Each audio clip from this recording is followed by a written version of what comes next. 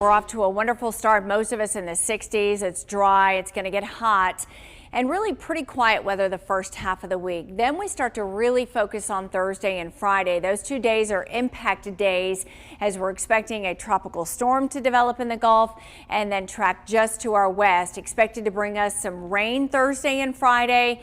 Gusty winds on the order of 35 to 45 miles an hour. The potential that we could see some localized flooding within some of those rain bands, and then a low end threat for a few tornadoes too, depending on just how close the center of circulation does track to the state of Alabama. So something that we'll be watching toward the end of the week. A lot of times with landfalling tropical systems, you can get those quick spin up tornadoes on the east side of it, and we will be on the east side of the storm. So the 7 o'clock advisories in, winds are still at 50 miles an hour. It is still not a tropical storm as of yet, but forecast to become one later today.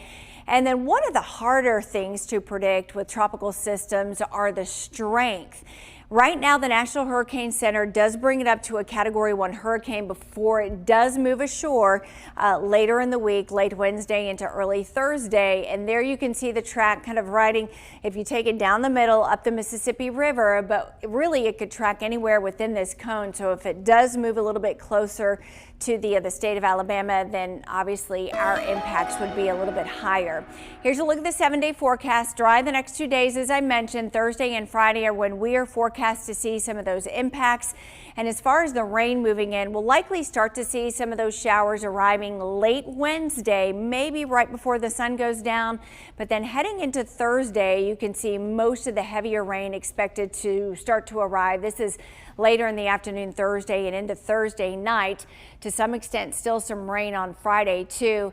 And Briley Brown, some of the wind that we're expecting could be rather gusty too, along with the heavy rain. Yes, that's something we're going to watch, especially since we're on the eastern side of the storm. And depending on the proximity of the low to Alabama, that could induce some of the stronger wind gusts too. But looking at 30 to 45 miles per hour, Thursday will be very breezy most all day through Thursday afternoon into Thursday evening, and some of those higher gusts really passing over North Alabama through Thursday as the system tracks northward, and into Friday we even keep breezy conditions too. So this will be something to look out for, the wind gust starting as early as Wednesday night into Thursday. There's also a flooding risk. I think the higher rainfall totals will be over West Alabama, but starting on Wednesday we've got a slight risk, and this includes Tuscaloosa and Pickens, Greene County, Sumter, Hale, really mainly the southwest part of the state. And on Thursday that actually shifts to include more of West Alabama. So all in all, we're expecting a couple inches of rain across central Alabama. I definitely think there could be some higher totals, closer to 3-inch amounts, depending on how close the system gets to us when it comes time. So we're going to keep you updated through the days to come. Back to you. All right.